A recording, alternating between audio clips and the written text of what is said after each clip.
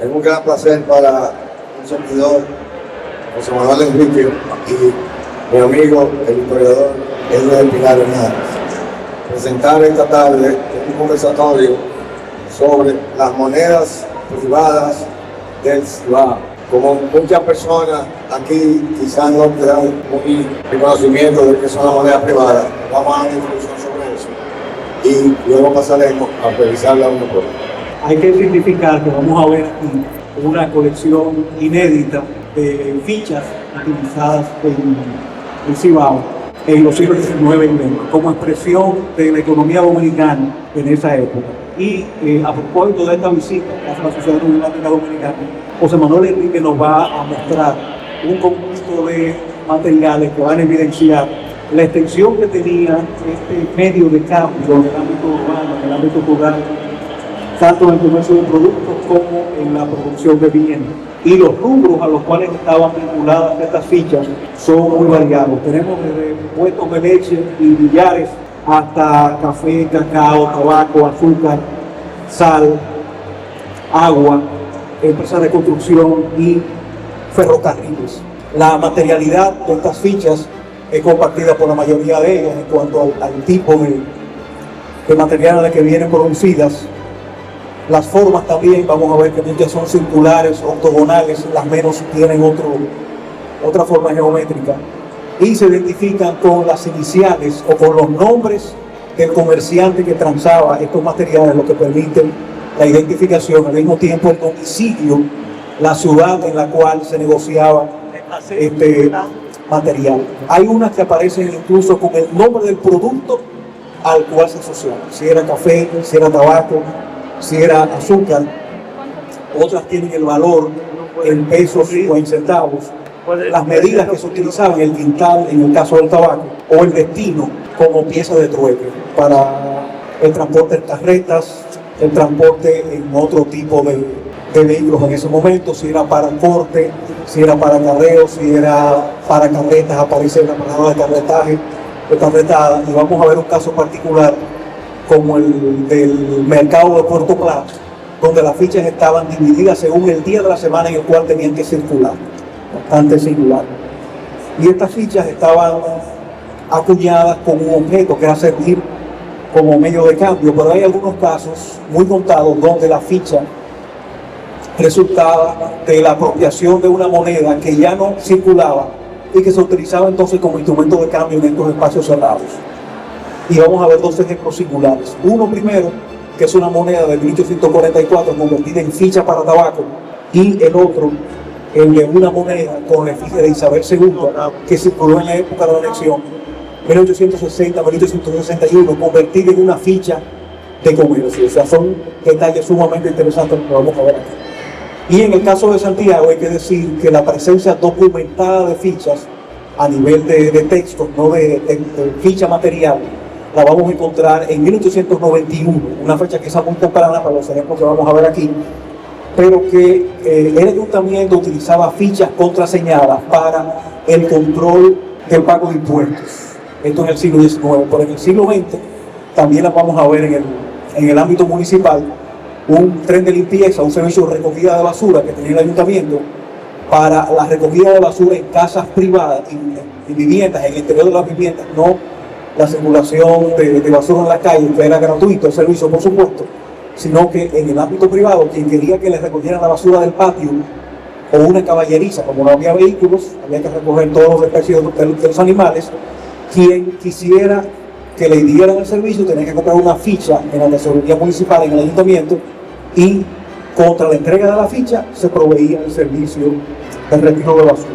Vamos a encontrar también fichas en Santiago, en el ayuntamiento, en 1915, fichas de latón para el uso en el mercado público, para el control del impuesto, y también en 1916, 1915, el ayuntamiento había pedido al extranjero más de 300 fichas para el uso del mercado público. Lamentablemente no tenemos ningún ejemplo de fichas de esa época, pero fíjense cómo eran sumamente extendidas en cuanto al uso para el tráfico de bienes y servicios. Esto, una breve introducción para que veamos la panorámica del uso de fichas en la región del Cibao. Tenemos el privilegio y gran honor de compartir este podio con el entusiasta genealogista, acucioso historiador, miembro del número de la Academia Dominicana de la Historia, el buen amigo Edwin Espinal, hijo de esta ciudad y seguro que uno de sus actuales 30 caballeros. Edwin, por ser santiaguero, conoce mejor que nosotros las entidades, empresas, la familia, los detalles de las emisiones de estas importantes piezas de la numismática nacional, por lo que le expreso mi mayor agradecimiento por su aporte en este conversatorio, que forma parte del camino que recorre un proyecto de catálogo de monedas privadas dominicanas que inicié hace mucho tiempo, cuando aún estaba cursando estudios en la universidad en los años 70 del pasado siglo. Las monedas privadas, conocidas en inglés como tokens, como jetons en francés y fichas en castellano, son emitidas por particulares en sustitución de vales, de papel o en papel, para contrarrestar la falta de moneda oficial de baja denominación o menuda con que se hacen las transacciones por bienes y servicios, especialmente los de mayor necesidad y consumo, por lo que podemos afirmar que las fichas son vales metálicos reutilizables y de larga vida útil. En el marco de la Feria Numismática del Cibao 2025, nada más adecuado que presentarles las piezas conocidas de la zona del Cibao en esta ciudad corazón, capital económica de la nación, durante importantes periodos de nuestra historia. El motivo que nos impulsó a preparar este conversatorio se debe a la falta de información general de la gente, en general, sobre las piezas que vamos a presentar hoy aquí. Cuando tratamos de conseguir información para el catálogo antes mencionado, hicimos investigaciones, entrevistamos personas, rebuscamos libros, periódicos, tratando de atribuir las piezas conocidas a sus emisores y tratar de clasificarlas dentro del grupo de la actividad económica a que pertenece. Encontramos muy poca información. Tenemos la esperanza de que con esta presentación recibiremos retroalimentación de parte de los familiares y relacionados de estos emisores, para que con su ayuda podamos completar el catálogo en preparación, no solo como un mero volumen donde describamos las piezas, listemos sus datos físicos generales a la vista, sino también poder ofrecer informaciones importantes sobre los emisores responsables, sus familias, descendencia, lugares y negocios donde se fueron utilizadas, anécdotas y vivencias relacionadas con cada una de ellas. Nuestro mayor anhelo es poder, con la ayuda y de la colectividad, cambiar el título del catálogo en preparación citado por el de Historia de la Moneda Privada. Las referencias más antiguas que hemos encontrado sobre el uso de fichas en nuestro país está en la obra de Orlando Hinoa, Azúcar Árabe, Cocolo y Haitiano, donde el autor cita un oficio que envía en 1893 el contador de Hacienda, Francisco Javier Amiana, al ministro de Hacienda, que dice: adjunto, remito a usted un pedazo de metal redondo que dicen ser moneda para uso en el ingenio de la Duquesa, y como no estoy en conocimiento de que ninguna ley lo autorice la circulación de esta moneda, se lo participo a usted a fin de que me ilustre sobre el particular para disponer en consecuencia. Hacía referencia a mi ama a una ficha que se estaba utilizando como medio de pago en el ingenio Duquesa, al norte de Santo Domingo, donde está el famoso vertedero, pero que es muy probablemente que se utilizaran antes de esta fecha con los primeros ingenios del este. El uso masivo de esta pieza en nuestro territorio se produce por el desarrollo de la producción azucarera, cuando esta fue industrializada con la incorporación de la maquinaria de vapor de la mitad del siglo XIX, promovida por la llegada de inversionistas extranjeros, mayormente cubanos, que llegaron al país en busca de nuevas tierras donde desarrollar plantaciones, factorías azucareras modernas, empujados por los problemas causados por las guerras de esos momentos en la isla de Cuba. Los comerciantes nacionales, dueños de factorías, los de plantaciones agrícolas y hasta los gariteros o personas que operaban casinos de juegos de azar itinerantes por los campos de nuestro país, viendo las ventajas que proporcionaba el uso de estas piezas, copiaron su uso, adaptándola a sus necesidades particulares. Esta presentación, por razones de tiempo, la región donde nos encontramos, el nombre del evento que nos acoge, nos vamos a limitar a presentarles las principales piezas conocidas por nosotros a la fecha en la zona del Cibao, pero advirtiéndoles que de ninguna manera son todas las conocidas y que estamos seguros de que existen muchas otras desconocidas hasta ahora que deberán ir apareciendo con el tiempo.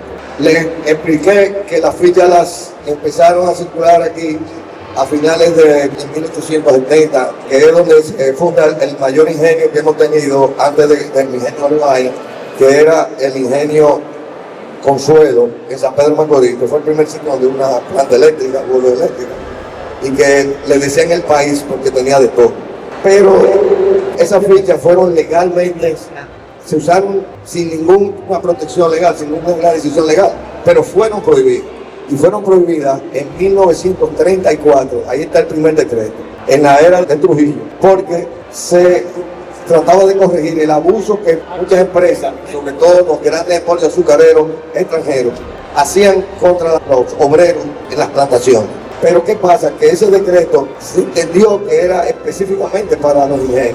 Y había muchísimas otras empresas económicas, como el café, el cacao, los comerciantes, que usaban fichas también. Entonces, unos meses después se modificó y dice bien claro, prohibido el uso de la ficha en todo el territorio nacional.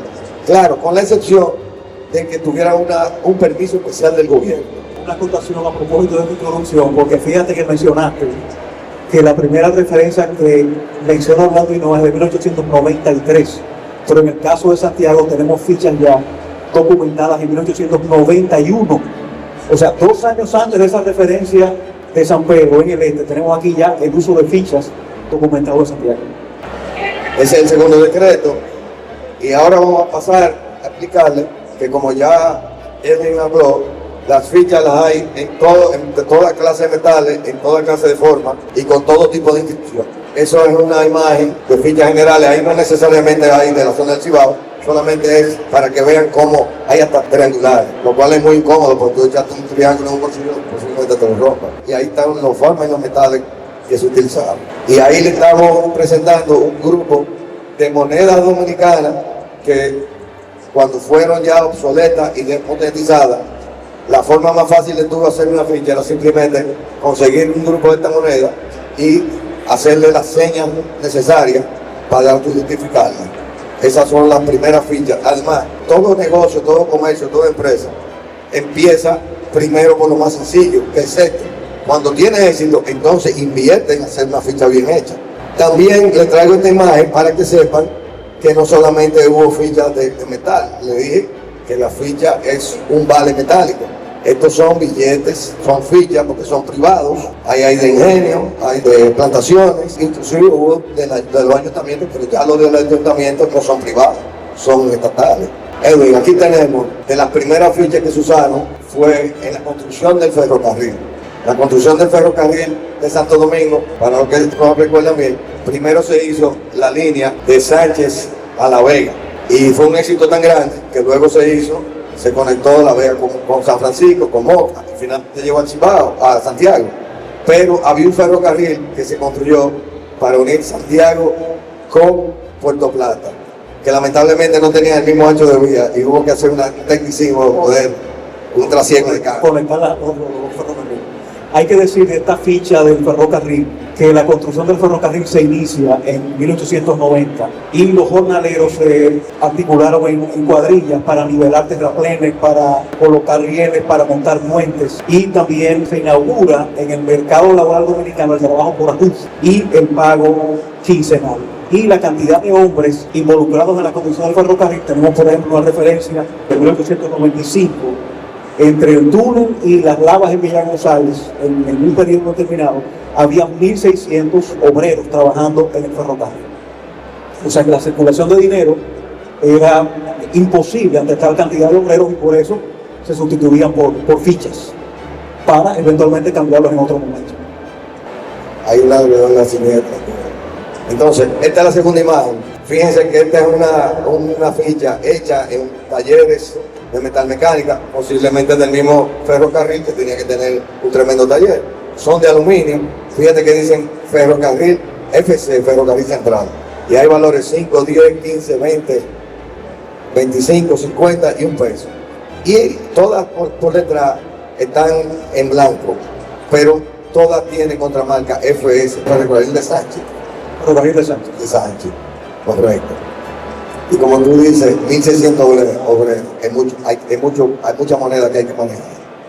Luego de esa viene la pieza contramarcada FA sobre moneda isabelina de 1800, la que vinieron con la anexión a España. La FA no tengo exactamente una documentación a quien referirla, pero tengo la sensación que también es del ferrocarril. Esa es una pieza muy interesante porque tiene la imagen de Isabel II. Dice Isabel II, reina de las Españas. Por la gracia de Dios. Por la gracia de Dios y la constitución de la monarquía, monarquía española, algo así. De 1861 y otra de 1861. Monedas que circularon aquí en la época de la anexión. Muy, muy interesante. Las próximas también son monedas isabelinas. Fíjate que la contramarca, primero, esa es una contramarca que fue progresando. Primero tuvieron una F, porque encontramos monedas con solamente la F. Después se le agregó un 1, que no puede, yo no creo que fuera un peso. Más fácil fuera un centavo, por el valor adquisitivo de la moneda, del dinero en ese momento, de su valor. Y finalmente, están contramarcadas. Sobre el 1 le hicieron un 5 rústico y un 0. Eso es una ficha de garitero, seguro. La historia de los gariteros vale la pena hacer. Todos ustedes conocen que le decimos garitero en este país a la persona que pone juegos itinerantes en los campos. Entonces, llegó un momento que el gobierno prohibió esa práctica porque realmente la gente que ponía los juegos sabían mucho más que los campesinos que iban y perdían su dinero ahí. Y hasta un merengue hay que dice que a los jugadores, a los jugadores por estar, que sí o que lo van a llevar con la mesa del casco. Y eso se refiere a que la guardia tenía orden de llevarse preso a cuando había juego. Entonces los guardias se llevaban la mesa, la silla, todo, como prueba de delito de que se estaba jugando, pero el dinero nunca aparecía. Entonces los gariteros se inventaron conseguir las fichas en desuso y contramarcarlas. Entonces se anunciaba que se iba a jugar en casa de Edwin el sábado de la noche y que las fichas las vendían en el juzgado de José Manuel. Entonces las personas iban, compraban, daban $1 de ficha y lo anotaban en una libreta. Si el juego salía exitoso, alguien que perdían no tenía nada que buscar, que ganaba, iba el lunes al colmado y le resarcían su dinero, sus fichas, se las cambiaban, se lo desfichaban. Entonces, cuando llegaba la guardia en un juego de ficha de casino y no encontraba dinero, digo, aquí no se está jugando dinero, no se está violando la ley, aquí lo que se está jugando es ficha. Entonces no había pruebas de que fuera dinero. Y así lograron los gariteros sobrevivir y burlar la ley. Pues esa ficha es tan interesante porque primero fue una moneda española, luego fue una ficha, la F también me parece que está relacionada con los ferrocarriles, además de que aparecen en la zona del Cibao. El 1, evidentemente, parece que algo la revalidó, la pusieron por un centavo en algún momento, o por un día de trabajo, puede ser también. Y el 50, que está tratando de tapar el 1 y convertirlo en 50 centavos, ya es muy posterior, es una ficha de garitero. Imagínate tú una pieza que tiene 4 usos en la historia que dieron. Por suerte no habla. De la Elmus Contracting Company, la compañía norteamericana que hizo la carretera Duarte, la mejoró porque ya existía la carretera del tiempo de Lili. Fue la que hizo la autopista Duarte.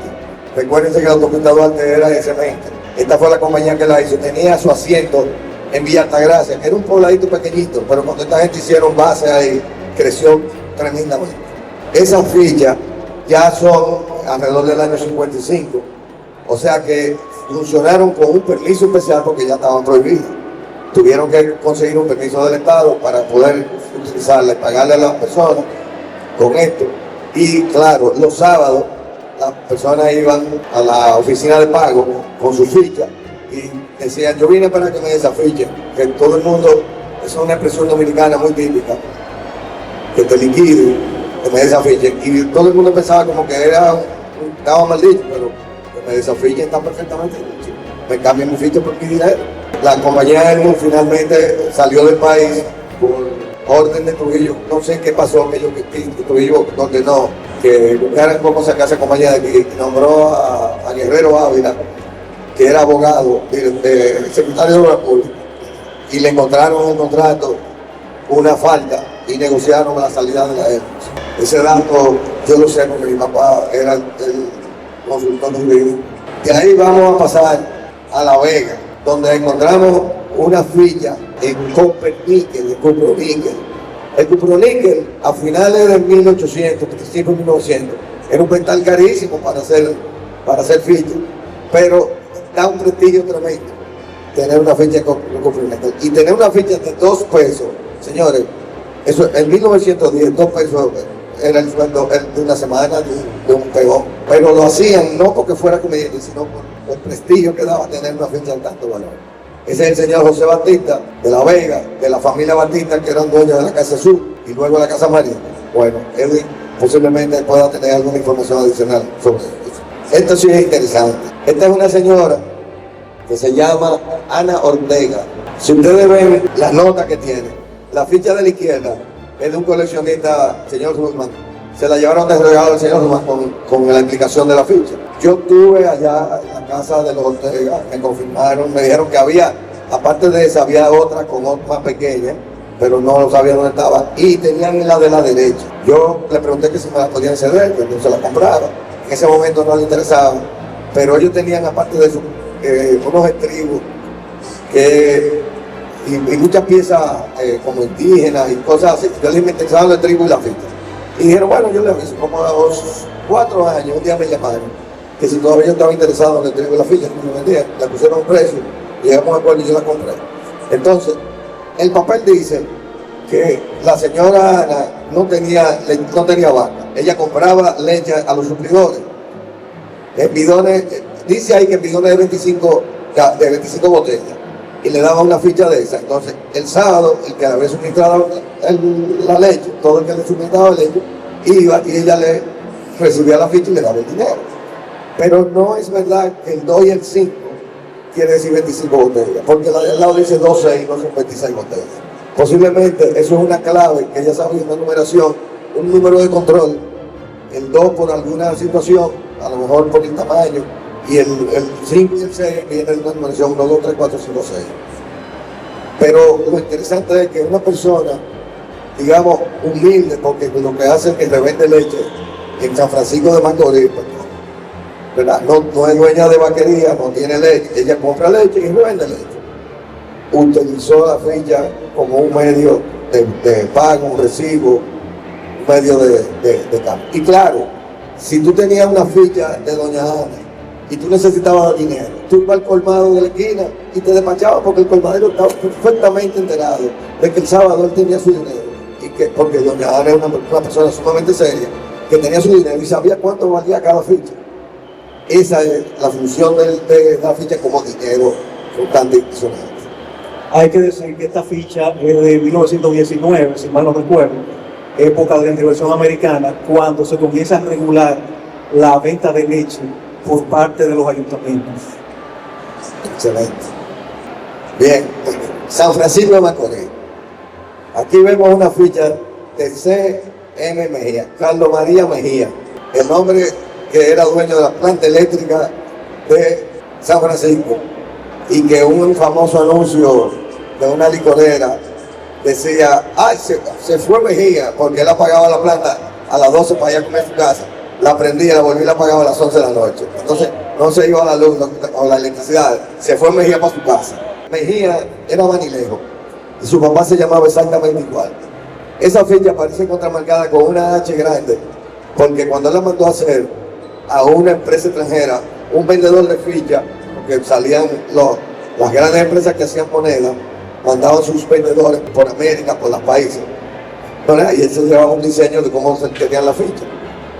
Él parece que cuando puso C.M. Mejía H, y cuando vinieron la ficha no le pusieron la H, y él se incomodó porque él y su papá no habían terminado en buenos términos, por eso él salió de Bahía hacia San Francisco de Macorís y empezó a contramarcándolo con una H grande. Al final ya no lo hizo y hay fichas con contramarca y sin contramarca. Carlos Mejía, ¿verdad? Yo me entrevisté con la hija del lugar. Él era dueño de una fábrica de hielo, que era de los negocios prósperos de la época. MDJ Añil y compañía. Este es muy interesante porque si ustedes se fijan, igual que el anterior, en San Francisco hay una tendencia que es fichas que dicen producto y otro mercancía. Eso me dio un poco de trabajo averiguarlo. Entonces, sencillamente, lo que se hacía con estas fichas que estamos viendo era pagarle a las carretas que transportaban mercancía desde el almacén del tren al almacén de los comerciantes y del almacén de los comerciantes a las bodegas, colmados y pulperías de la zona. Entonces, el dueño del colmado te vendía una compra, como cuando tú vas ahora a Priceman, a un mayorista, compra, entonces hay que llevártelo. No había camiones, eran caminos malos. Entonces, el dueño del que vendía negociaba con un carretero. Te vale una ficha, valen 2 fichas. Las de Carlos María terminaron valiendo 20 centavos. Entonces, le entregaban eso igual y el sábado venía. Ahora, producto y mercancía. Finalmente la hija de Carlos María, la señora me dijo que los productos eran los productos nacionales que se mandaban por el ferrocarril para exportación. Y mercancía eran las mercancías importadas, terminadas, que venían del extranjero. ¿Por qué las identificaban de esa manera? Posiblemente tenían alguna diferencia de precio por el cuidado que había que tener para ese transporte. El señor Añil, este es el mejor cuento quizás. Yo entrevisté a un nieto del señor Añil, esos son en San Francisco, ellos son dueños de donde está la Sirena de San Francisco, el Play, ellos tenían la finca. El señor Añil era un ciudadano chino que había estado en Cuba. Quedó libre en Cuba de su contrato de obrero agrícola que tuvo que trabajar 7 años por la comida para pagar la ciudad. Y vino en un barco a Sánchez. Cuando él llegó, y el de la aduana le preguntó su nombre y le dijo su nombre en chino, él no entendió y le puso Manuel de Jesús, y había una caja que decía Azul Añil, que venía de Centroamérica, que es una planta, y le puso usted apellido Añil, y de un chino terminó siendo Manuel de Jesús Añil, y la descendencia está en San Francisco Patrón. De igual manera, J.B. Paulino, también de San Francisco, el mismo patrón, vale una carretada, J.B. Paulino, San Francisco Macorís, mercancía y producto. La imagen de la izquierda es genérica, o sea, es común, y las otras es el reverso, que ahí especifica qué tipo de moneda. La misma historia para pagar el transporte de la mercancía. Ahí tenemos a José de Jesús Macurulló, comerciante de San Francisco. Esta es simpática porque las fichas no son, hay una de cupro negro y la otra de aluminio. Se ve que hizo una primera y después ordenó hacer la otra. Fíjate que los números no son iguales ni el tamaño de la letra. Aquí tenemos 2 fichas sumamente interesantes. Damián Silva, San Francisco Macorís. Hay una que dice mercancía 10 centavos, ya tiene un valor fijo, lo cual no es conveniente porque si pasa de valer de 10 centavos el kilo a 12, ya la ficha le queda obsoleta, entonces tiene que dar una ficha y 2 fichas de 1 centavo o 2 centavos americanos, que era lo que corría. Pero fíjense que dice mercancía, nunca hemos encontrado la que diga producto, pero debe existir. Sin embargo, la de la derecha es la más interesante de todas, porque dice cacao 12 centavos, y eso es lo que él pagaba por un cajón de cacao recogido en su finca para procesar. Y es la única ficha que dice cacao que conocemos, aunque hay otras fichas rústicas que probablemente también se usaron acá totales, pero esta es específicamente de cacao. Ramón Jiménez es un comerciante de Moca que tiene una finca en el aguacate importante. Ramón Jiménez lo encontramos en el libro de Miguel Estrella y Isaac Ruman, El papel moneda americana, como representante de la compañía de crédito de Puerto Plata en Moca. Es Ramón Guzmán Jiménez, esposo de una hija de la Madama García de Santiago. Esta ficha estaba en manos de un garitero, aparece sumamente gastada, y existe una de 10 por referencia, que yo tengo la referencia, pero yo nunca la he podido encontrar, pero existía. CTC, ya llegamos a Moca. Señores, eso es Curacao Trading Company. La Curacao Trading Company tenía lo que se llama una factoría, un mejoramiento de café. Compraba café en Moca para procesarlo, mejorarlo y exportarlo. La famosa Curacao Trading Company, que vendía un electrodoméstico, es una compañía de la corona holandesa y es tan vieja como las compañías de mercantiles de las Indias Occidentales y las Indias Orientales. Eso se convirtió, la compañía de las Indias Occidentales se convirtió en la Curacao Trading Company, porque Curacao era la isla, digamos, escala de Holanda en el Nuevo Mundo. Por eso es de donde viene mi familia rica. En Moca hay un sitio que se llama El Salitre de Moca, y hay una familia, apellido Jiménez, Hipólito Jiménez, y dejó una descendencia y una tremenda, enorme finca de café. El señor Nene Jiménez, Presbiterio Jiménez, era el hijo, fue que le preparó las fichas a su padre. Las fichas grandes, si ustedes ven, hay dos modelos. La primera, que tiene una denominación baja, con una calidad mejor, fueron las primeras, pero necesitó más fichas y después hicieron otra. Y se te da cuenta, la numeración ya va por 700 y pico, o sea que estamos hablando de una finca de café grande. No tiene la misma calidad, pero es el mismo patrón, es la misma persona. Esa persona que ustedes ven ahí a la derecha pequeña, ese es Don Nene. Yo creo que estoy en el centro, y a la izquierda está un amigo difunto que más descansa, de Moca, que fue el que me introdujo y me llevó a todas esas personas para que me dieran la información. La ficha pequeña es interesantísima porque es de plomo. Es la única ficha de plomo que yo conozco dominicana. Ese Hipólito Jiménez tuvo una descendencia grande y la finca hubo que dividirla entre todos sus hijos. Entonces, Don Nene, el que hizo la ficha, se quedó con la ficha de su padre y la siguió utilizando. Y fue el que me consiguió la ficha y me dio la historia. Entonces aparece JFJ. Ese es Juan Fernando Jiménez Salcedo. Le decían Chiche. Es más, él puede estar vivo. Era hermano de Don Nene, pero más joven. La ficha de su papá le mandó a su hermano que le pusiera una contramarca que parece una C en un círculo, y utilizó la ficha de su papá con esa contramarca como propia, pero parece que le hizo falta ficha, y Don Nene le hizo las que están a la derecha, JFJ, y es galvanizado, lo que conocemos aquí como zinc. Otro de los hijos de Hipólito era Pedro Jiménez, y a ese le hicieron esas tres fichas. La ficha grande es por una caja de café y la pequeña es por un cajón de café. Este es el único país donde el cajón, que es aumentativo de caja, es más pequeño que la caja. 6 cajones hacen una caja, y una caja son aproximadamente 5 galones de café. Acuérdense del anuncio de los mocanos somos secos, sacudidos y medidos por buen cajón. El que no es mocano, no sabe de la jerga del café, no entendía. El mocano es, o sea, el café mocano es seco, pesa menos, sacudido, está limpio, no tiene impureza, y me dio un buen cajón. No es que te hacen un cajón chiquito, te venden con un cajón bien. Este es otro de los Jiménez, hermano de padre, Jiménez Salcedo, Gilberto, la misma estilo de ficha, eso es por una caja de café uva, recogida en el cafetal. Este es también otro hijo de Don Hipólito, que le dicen hijo, Remigio Jiménez Bencón. Ya nos salimos del Salitre y caemos en la Goma al Mogote, encontramos 2 cosecheros de café.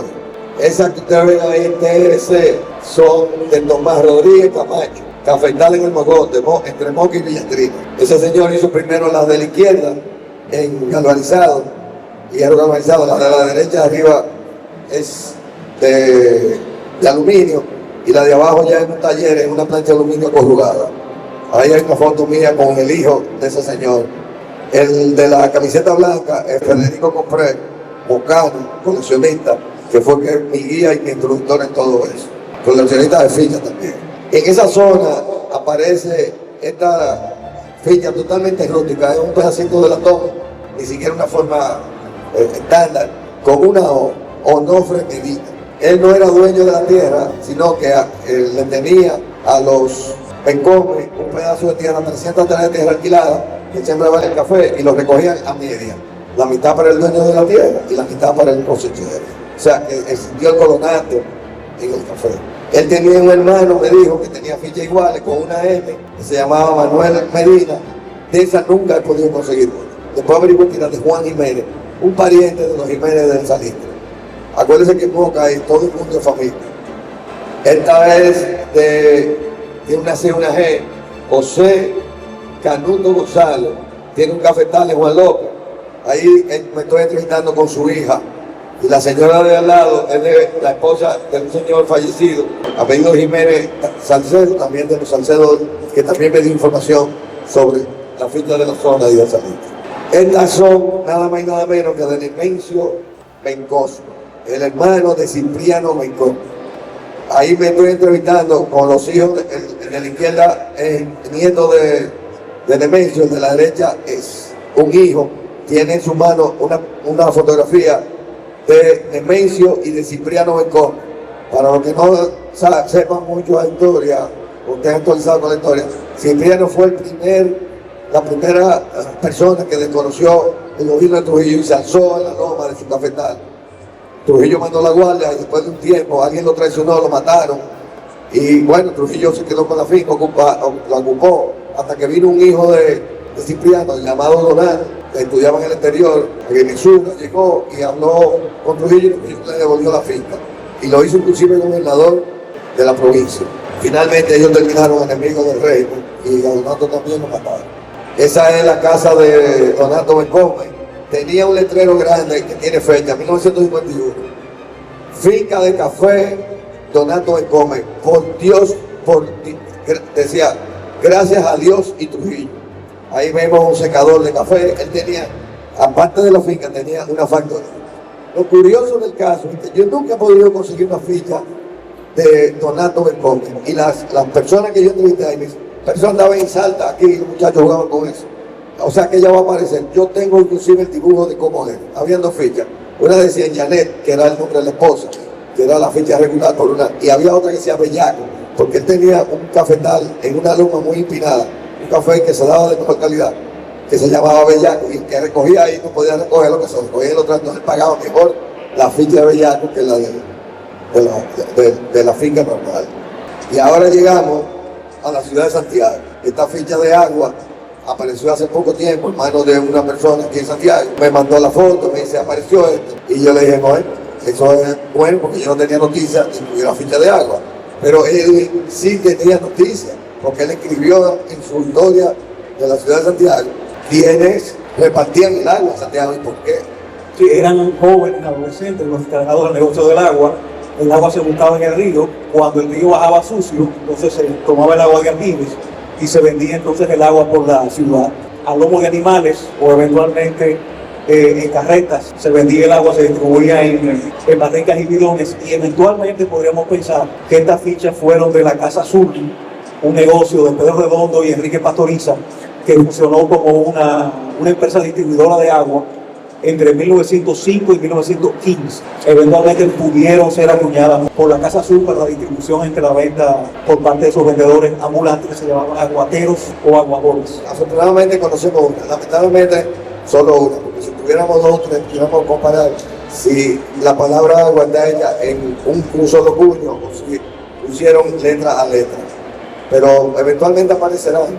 Esta es muy interesante porque tiene una C y una S intercalando en el medio, lo que evidentemente es una hoja de tabaco. Cuando yo la conseguí, la gente pensaba que era una planta de caña, pero para nada, eso es una hoja de tabaco.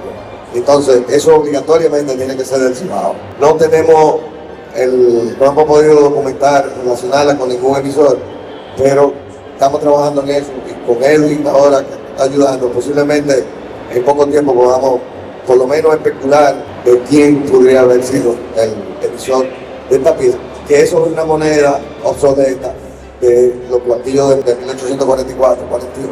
Esto es interesante porque esta ficha es de J. Tondeo, es de Ramón de Jesús Tondeo, pero no es Tondeo ni es Fondeo, como dice la ficha, es Fondeo. Estos son la familia Fondeo de Santiago. Estaban en Palmar, lo que es hoy Villa González, correcto, se llamaba Palmar. Ellos estaban ahí. Esa ficha la mandó hacia fuera, pero a lo mejor el que cogió la nota no hablaba bien y le mandó eso. Se quejó y le mandaron otra vez. O sea que recibió dos veces la partida mal escrita. Finalmente la dejó así porque nunca apareció uno con la F. Eso es interesante porque dice un quintal. Correcto. Para el comercio de tabaco. Tabaco. El quintal está relacionado al tabaco. Aquí tenemos una ficha que fueron de dos eminentes comerciantes de Santiago. La ficha original, Augusto Espaillá, Augusto Espaillá y sucesor. O sea que no es de Augusto Espaillá, es de los hijos. Y es claro ya, ¿no? interesantísimo, porque 1, 2, 3 y 4, pero no dice centavos. Sin embargo, las 5, 10 y 15 especifican que son centavos. Entonces, la primera pudieran ser no de valor en dinero, sino de una función. ¿Qué negocio tenía Espaillá? Los Espaillá tenían un aserradero, fábrica de hielo, tenían tiendas y eran comerciantes, compraban y vendían productos del país. Cera, miel, pieles, cuero, que no es lo mismo, tabaco, café, posiblemente azúcar, aunque no había una producción grande.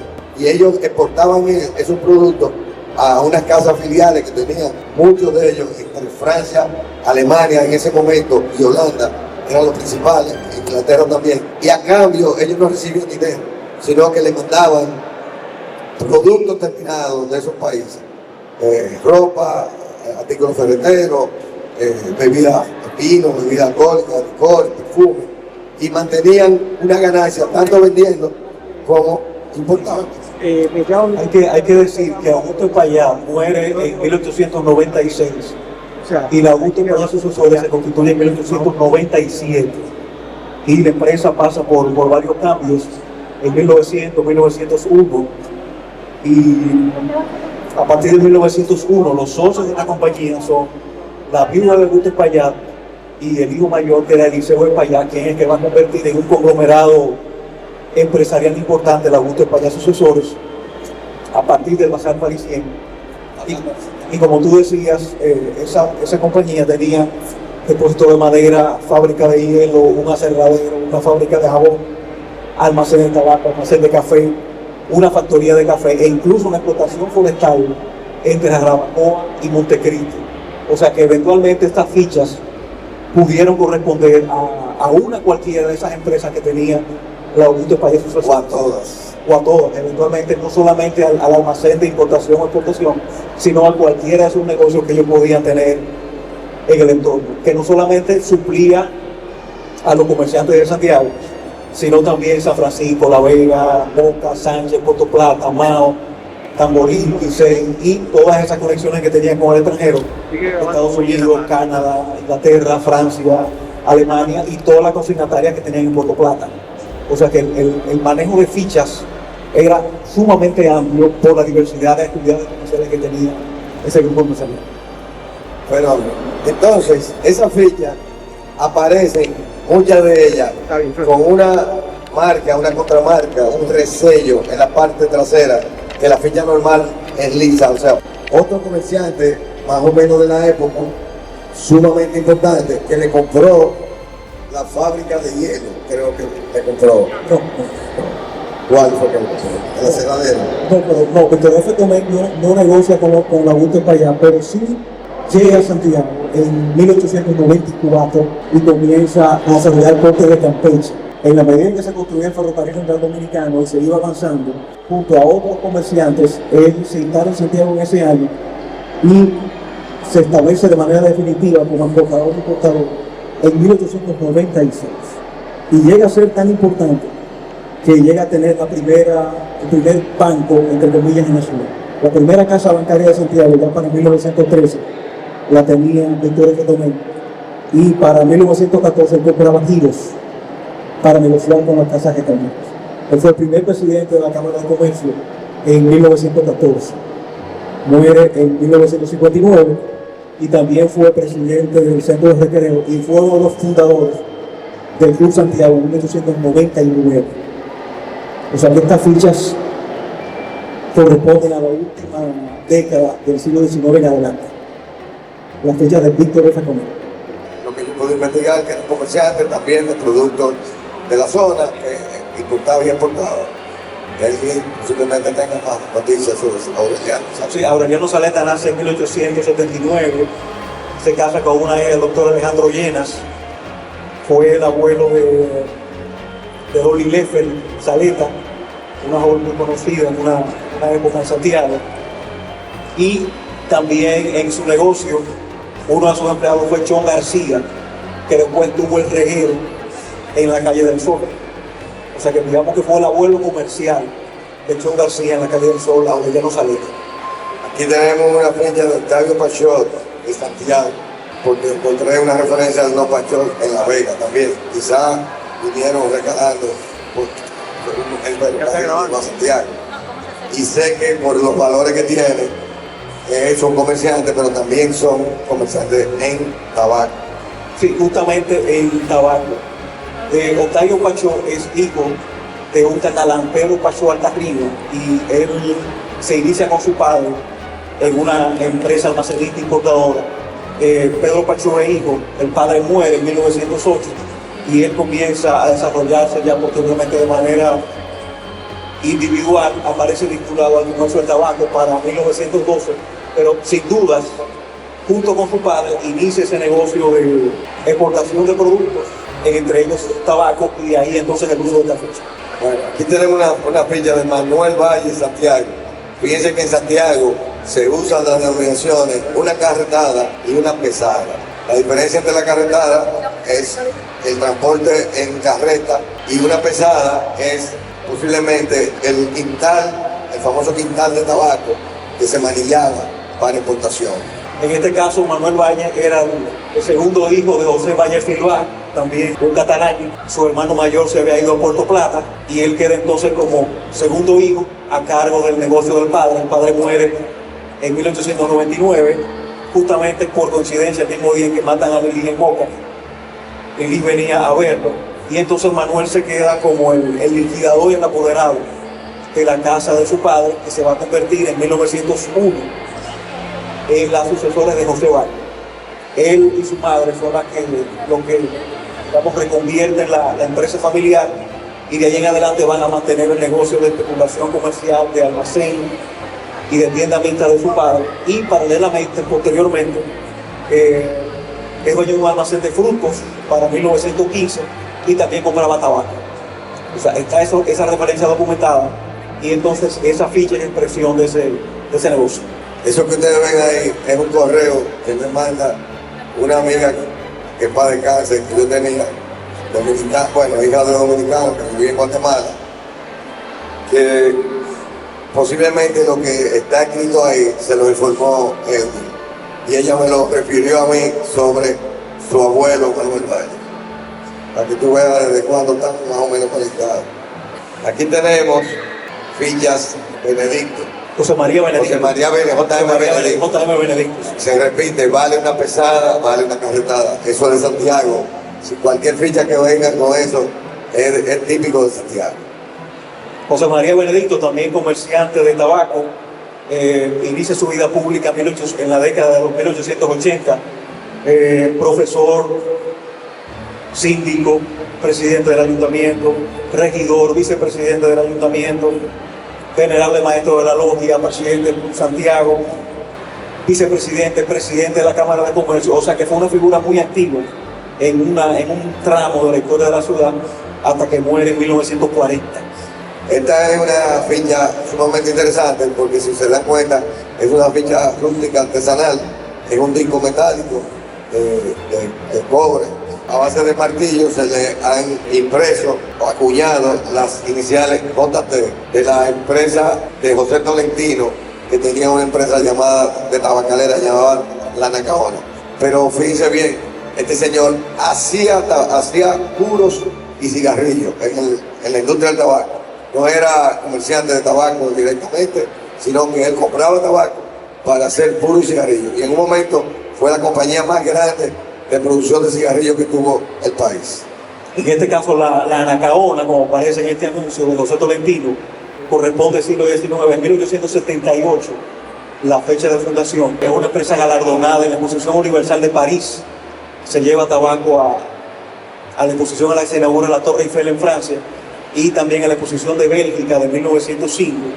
Y muy posiblemente la empresa deja de funcionar hacia 1909, aunque tenemos a José Tolentino también como especulador de tabaco en 1913. De manera que entre el siglo XIX y el XX podemos datar esta ficha de José Tolentino. Bueno, Las dos primeras décadas del siglo XX. es bueno que sepan que esos anuncios están en el excelente libro sobre el tabaco dominicano de José Checheco y Cupien Sanbén.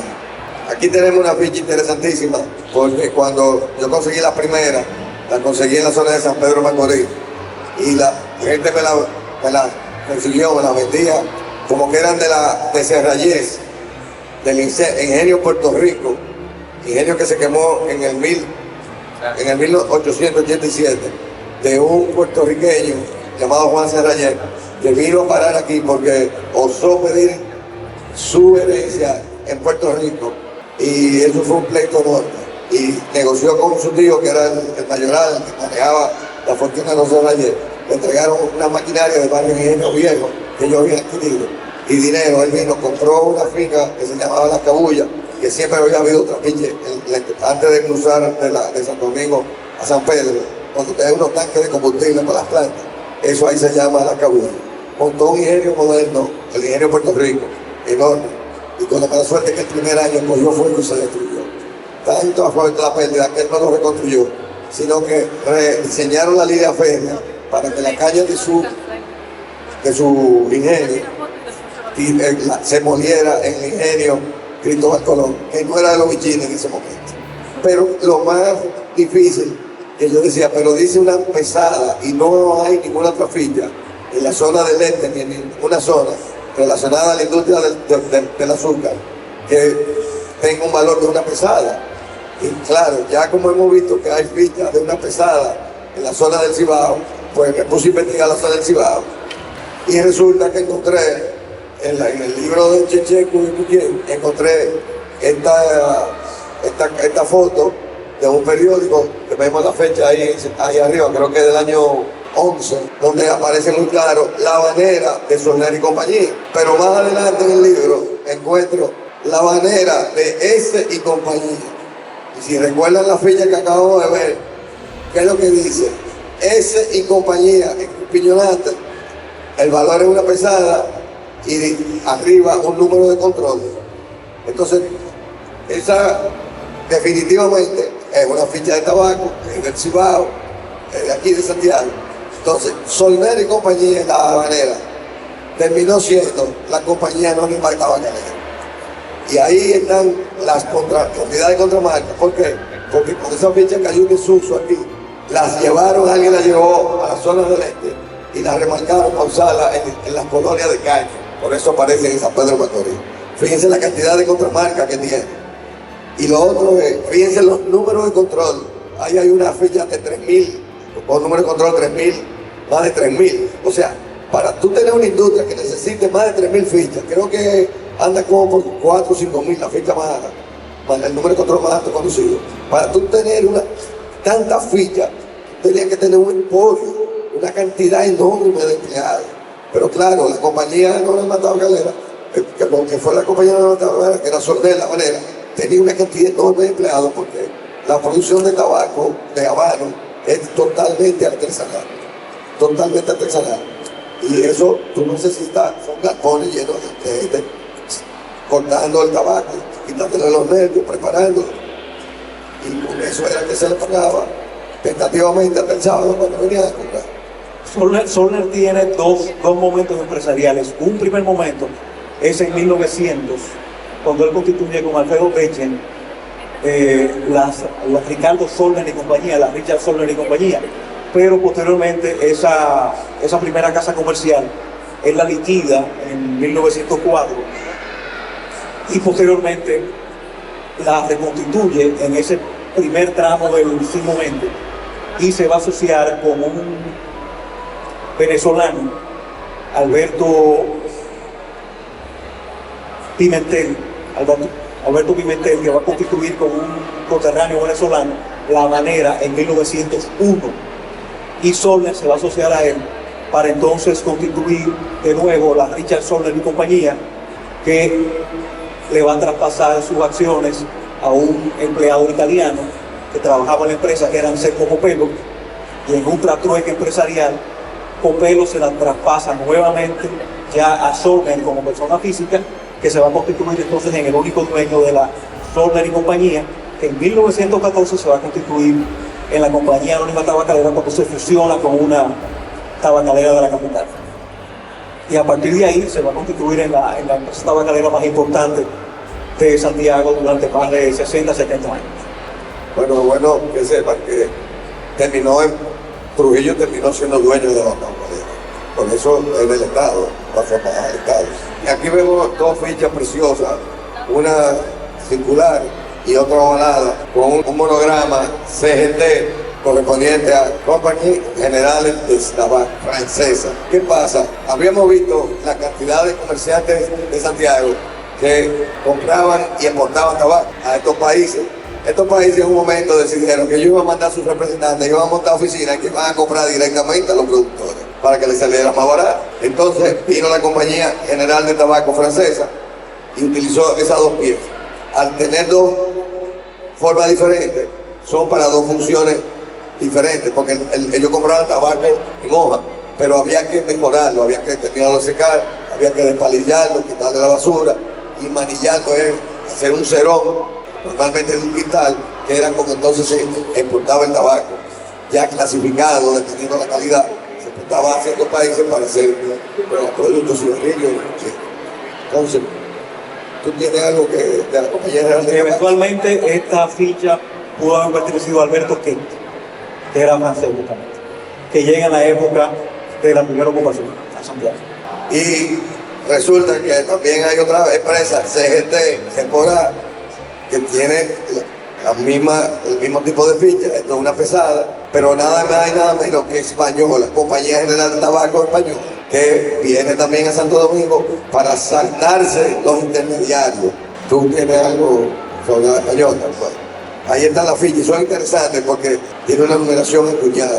O sea que en el troquel viene la numeración. Y fíjate que cambia el número de arriba, 1, 2, permaneciendo el número de la serie intacto. Finalmente, otra compañía, que en este caso holandesa, Impact Compañía, se establece en Santiago y lo que hace es que usa fichas rústicas, o sea, genéricas, la marca IC, y las usa en sus almacenes donde se mejora el tabaco, se procesa. Y no solamente esta ficha genérica, ¿no?, que tú la compras o la mandas a hacer donde quieras. También, si se dan cuenta, la vamos a encontrar en fichas de desuso de otras empresas que van a aparecer. Como es, por ejemplo, la de Solner, aparece contramarcada IC, y la de Brugal y compañía, que vamos a ver más adelante, también. Sí. Aquí tenemos dos fichas interesantísimas. Nada más y nada menos que de Nasif PH y Hermanos, que es la compañía original de los H, de donde sale Antonio PH. Nasif fue el primero que vino del Líbano, y después trajo a su hermano, que sigue, y finalmente trajo a su otro hermano. En un momento tuvo que irse a visitar a sus padres, encontró allá a su padre y su madre muy enferma y se tuvo que quedar más de un año. Cuando regresó, se encontró que la compañía había cambiado de mano, que su hermano menor era el mayor accionista. Eso trajo un pleito famoso aquí en Santiago, que posiblemente, bueno, los santiagueros lo conozcan mejor que nadie. Una triste historia de una empresa. Pero lo curioso de esto es que tenemos una ficha que vale una carretada, eso es común ya aquí en Santiago. Pero yo encuentro una ficha que vale media carretada. Entonces ya entra un elemento nuevo, media carretada. No había visto media carretada. He entrevistado con don Anthony H. y me explica que su papá le pagaba a los carreteros que llevaban la mercancía, los camiones de la época, se le pagaba con eso, como un vale recibo metal, y los sábados lo honraban. Pero que la empresa de ellos, tenían 6 empresas, inclusive en Puerto Plata, la empresa de ellos crecieron tanto que el papá decidió comprar la carreta, comprar los animales y pagar a los carreteros nada más por dirigirlos.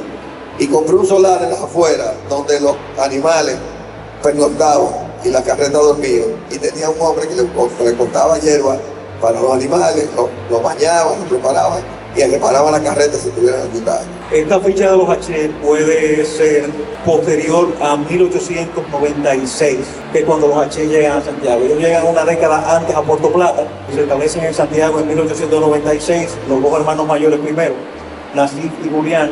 Antonio llega mucho después, viene en una primera ocasión en 1908 y viene ya de manera definitiva en 1922. Pero quienes impulsan el negocio son Nasif y su hermano mayor, pero eso es Nasif PH y Hermanos. Y tienda de exportación, con 3 negocios, con 3 casas comerciales, 3B. Las 3B, la Siriana, que era la mayor, y el Gran Baratillo. Y englobada bajo la razón social de Nasif PH y hermanos, mercancías americanas, mercancías europeas, venta a crédito, y para poder, digamos que asegurar la venta, era un contrato de préstamo que hacía con el comprador. En caso de no honrar el negocio, ellos ejecutaban la garantía y se quedaban con los inmuebles. Llegaron a tener una gran cantidad de inmuebles en el Cibao. Pero hubo otra época, ya a partir de 1909, que los H se vinculan al comercio del azúcar en Puerto Plata, y abren también oficinas en Sánchez, en Samaná, en San Pedro de Macorís e incluso en Nueva York, en la primera década del siglo XX.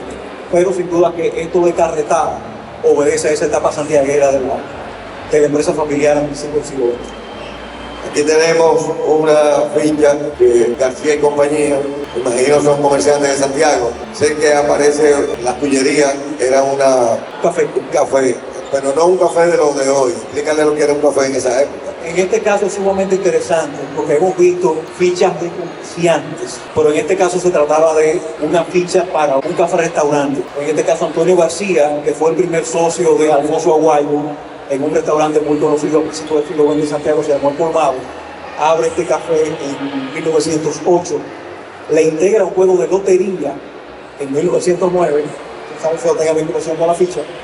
Y era un café donde se vendían lo que podríamos llamar ahora delicatessen, dulces en almíbar, gaseosas, confites franceses, salchichón, chocolate, pero también café, leche y ron dominicano. Con Antonio Alif le dedicó algunas décimas, tenemos esa referencia, e incluso tuvo un chef español que estaba especializado en platos franceses, españoles e italianos. Dura muy poco tiempo este negocio, eventualmente pudo haber desaparecido entre 1910 y 1911, de manera que es sumamente singular que se haya preservado esta ficha. Bueno, hacemos el salto y llegamos a Puerto Plata. Aquí vemos una ficha de Divani Grisolía, República RD, Puerto Plata, vale por 10 centavos para pagar el carrero. Por igual en este caso el ferrocarril. Divana y Grisolía era una empresa italiana que se establece en Puerto Plata en 1885, pero ya tenía una sucursal en Santiago en 1900 y un almacén de importación en Santiago en 1904. Los socios José Antonio Divana y Carlos y Juan Grisolía, pero también tenemos a los Vipulia y a los rusos que se vincularon tanto en Santiago como en Puerto Plata a la compañía. La sucursal de Santiago cerró en 1907 y se quedaron en Puerto Plata. Ellos atrajeron también a otros parientes italianos y se asociaron en un momento con un cubano, con Juan Pla, y llegaron a producir ron que se vendía en Santiago en la tienda de los Campaña, de los hermanos Campaña, que venían también del mismo pueblo de Santa Doménica Talao, en Media Calabria italiana. O sea que era una comunidad italiana la que tenía este negocio tanto en Puerto Plata como en Santiago. Bueno, yo conseguí la imagen de la Tesorería Nacional y Dani Grisolía pagando patentes. La fecha no la puedo ver bien aquí, está ahí a la derecha, a principios de 1900. Y ese es el monto de patentes que pagaba. Eso era mucho dinero, señores, 50 años. Aquí tenemos de Puerto Plata, Santiago Michelena, ese Michelena. Por alguna razón él hizo dos acuñaciones, una bronce y posiblemente después en aluminio, porque el aluminio no era muy común, era carísimo. Pero Santiago Michelena es un personaje de la historia económica del país importantísimo. Ese fue dueño del ingenio San Isidro. En Santo Domingo se considera que el primer banco era de Santiago Michelena. La casa donde está la Cancillería, Trujillo se la compró a Santiago Michelena, lo forzó a que le vendiera esa propiedad. Era una persona sumamente acaudalada, trabajadora. Santiago Michelena estaba en Puerto Plata, era consignatario de casas santiagueras en Puerto Plata, o sea, tramitaba los productos importados que llegaban a Santiago, pero también era representante de Puerto Plata del National City Bank of New York. O sea, era un personaje sumamente importante en la vida del Cibao para principios del siglo XX. Esta fecha la conseguimos de una compañía que es León Iberes, de Puerto Plata. Estas son fichas también de los Grisolía. Fíjate que tiene dos iniciales. El segundo es Carlos Grisolía. No sé, realmente no me acuerdo del primero. RC. Posiblemente podamos determinarlo fácil. Esta pieza interesantísima porque las dos de arriba son de un grupito que un coleccionista consiguió, tan nuevas en circular, una y muy pulida, una en bronce y la otra con níquel. Lo que da a entender que era un grupo de pruebas que no fueron fichas de circulación o de circulación. Sin embargo, la de abajo sí aparecen bien circuladas y aparecen inclusive con contramarca. Fíjate que le borraron el nombre y la función de carpetaje, las iniciales, pero no le borraron con la plata. Le pusieron 10 por. Entonces, de algún negocio en Puerto Plata La reutilizó. la reutilizó. Y es una ficha bellísima porque mira el diseño que tiene detrás. Una ficha bien hecha, es octogonal, que no es normal, aunque el cuño es circular. Esta es la única ficha que yo conozco del ingenio Mercedes, que está ligado a la familia Benz. No, el ingenio Mercedes era de la familia Ginebra, en San Marcos, en Puerto Plata. Pues yo tenía una referencia de que en algún momento fue de los Benz. No, era de los Ginebra, en este caso. El de los Benz es el ingenio Amistad. Pues, Y el Montellano. porque- Porque Mercedes era de los Ginebra Hermanos, originalmente se denominó la industria, aparece referenciado en el censo de Puerto Plata en 1919 con 1000 tareas, 4000 quintales de azúcar diarios y también quebró durante la danza de los millones. Después de la danza de los millones iba a adquirir el National City Bank of New York, que representaba a Santiago Michel. Para que usted tenga una idea, 1000 tareas de caña en esa época era un ingenio. Hoy en día, con el azúcar industrializado, un ingenio puede tener 100 colonias y una colonia mediana puede ser de 1000 tareas. Pero todo es maquinizado. Aquí llegamos al ingenio Cuba de Brugal y compañía, Sephora, que básicamente se dedicaba a producir melaza para producción de alcohol y bebidas espirituosas.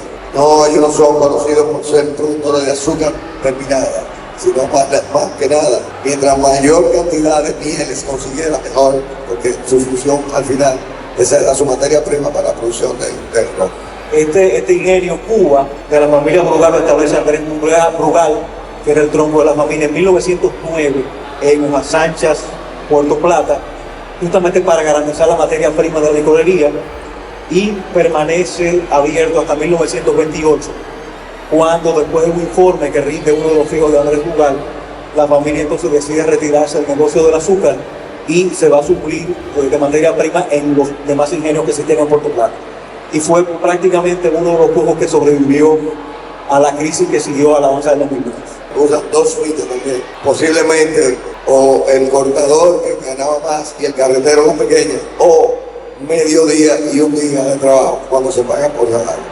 Entonces ahí pueden ver la contramarca de Licey. Esa ficha la usó la Ipaco Company para también la usó en su factoría tabaquera. Aquí tenemos fichas del ingenio Amistad, Sephora de Puerto Plata. Las hay una serie en cobre y bronce y otra en aluminio. La ficha de aluminio no se utilizaba mucho antes de 1910-12, porque el aluminio llegó a valer más que el oro, porque es un metal difícil de trabajar, hasta que se descubrió que haciéndole pasar una corriente eléctrica se podía, lo que se llama espujar, es meter el molde a presión para darle forma. Y de ahí se desarrolló ya la industria de los productos de aluminio para, pero originalmente no se podía hacer ficha de aluminio por eso. Entonces eso te lo pone que esa ficha tiene que ser después de 1915. Si serían de 1915 en adelante, hay que considerar que el ingenio Amistad se instala en Puerto Plata por parte de los hermanos Benz en 1902. O sea que estamos también dentro del rango del siglo XX, principio del siglo XX. Posiblemente las de bronce fueron las primeras, y ya como un lujo se hicieron ya más adelante las de aluminio. Esta es una ficha interesante, porque siempre y llanamente, fíjense que la de la izquierda dice FH. Ese es un cafetalero en la zona de Luperón, Puerto Plata, apellido Enríquez, Fernando Enríquez, que le pagaba la recogida de café a los colectores con esa ficha. Finalmente mandó a hacer un cuño único, una F tipo gótica, digamos, ¿no? FE de Fernando.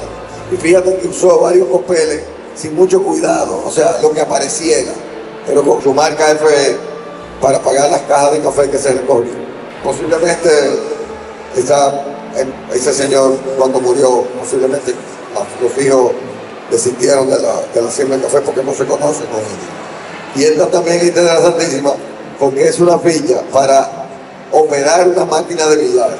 ¿Qué pasa? Que esa compañía, Poland Company, fabricaba Messi Villar y importaba Messi Villar, pero no sabía qué moneda le iban a utilizar, se circulaba en los países, que pudiera accionar el mecanismo para hacerlo así. Entonces, te vendían la mesa y te entregaban la ficha. En el control del bar, en la cajero, tú querías jugar, entonces tú llevabas el dinero, si valía lo que fuera, tú pagabas y te daban la ficha para tú poder accionar la mesa Villar. Pero lo interesante es el nombre que tiene. En este caso es de Arthur Washington Go, puertoplateño, Es un carero. y fue también contratista del Ayuntamiento de Santiago para construir el primer acueducto de Santiago.